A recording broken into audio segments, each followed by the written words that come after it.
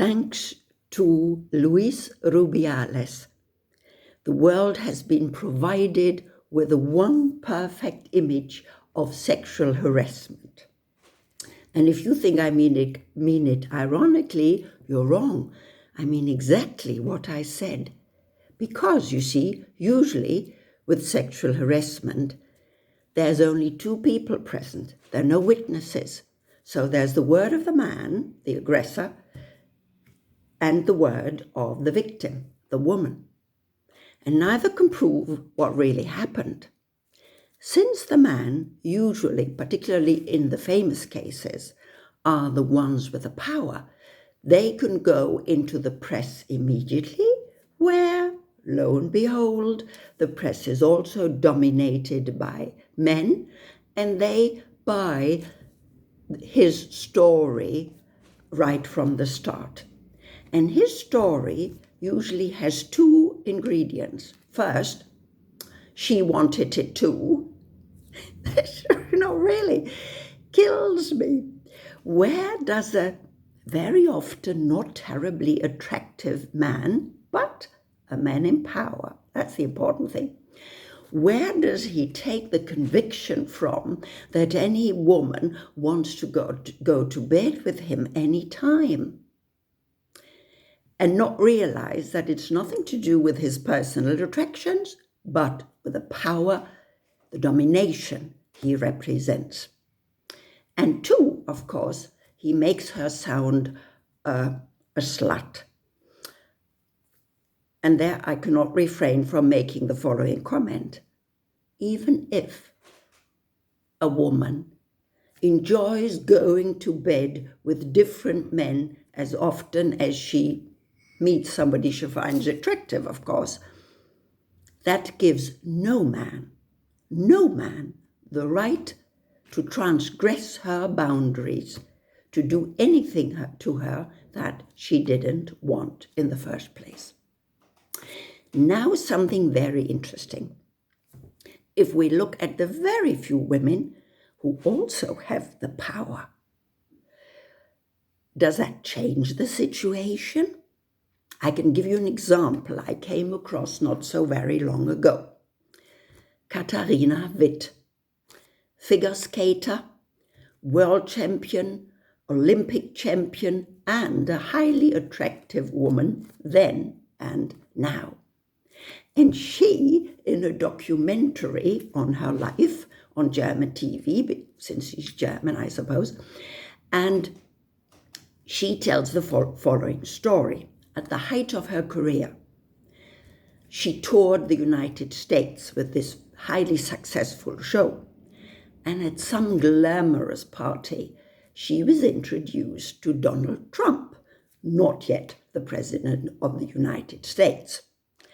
He gives her his phone number and asks her to ring, which he never does. Sometime later, they meet again at another of those glamorous parties.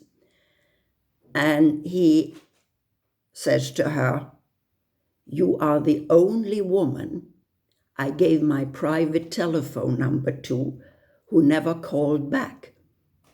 And she says, and she recalls this story herself, okay?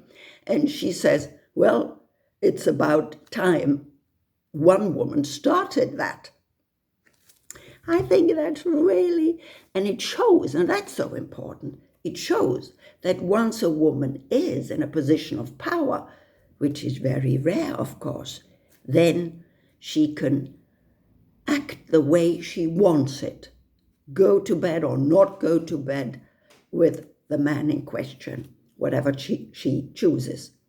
But of course, we ordinary mortals, and now I'm back in Spain, like the football player Jenny Hermoso, because she doesn't have that freedom. She is dependent in her career on men. An example, in Spain, in that same Spain, not so very long ago, before the World Championship, 15 Spanish football players went into the open criticizing the conditions of their football playing conditions. Only 3 of the 15 got into the World Championship team. Telling, isn't it? Another question that I find very interesting in the connection. Did Rubiales, or did he not know that he was in fact transgressing Hermoso's boundaries? Well, I've been to quite a few countries in my life, and I've read about many others. Nowhere do people kiss each other on the mouth, no matter which sex, by the way, unless it is your romantic partner. You don't kiss on the mouth within the family, within friends, within colleagues, within sports. We all don't. Did Rubiales know that, although we all know it? Of course he did.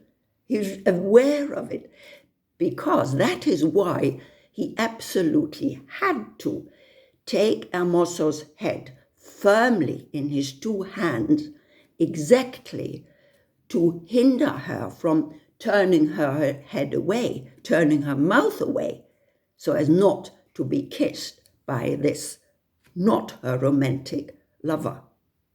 And since he knew it very well, like we all do, that's why he had to tightly hold her head in the position. When I was young, a long time ago, of course, every woman, I swear, every woman knew what sexual harassment was, even though the term did not exist yet. Constantly, being a woman, males infringed your boundaries, your bodily boundaries, constantly. Your colleagues, your superiors, your neighbors, your friends, your relatives touched you, touched your body without ever having asked before whether that was okay. Also intimate part of your body, of course. And if you did say something, of course most of us didn't, because as Hermoso said, what was I to do? I didn't like it, but what was I to do? We didn't like it in those days. No. But what were we to do?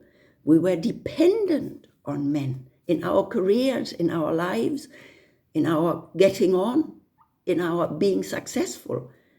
So what were we to do? And if you did say something, rarely enough, then you were made to feel to be the idiot.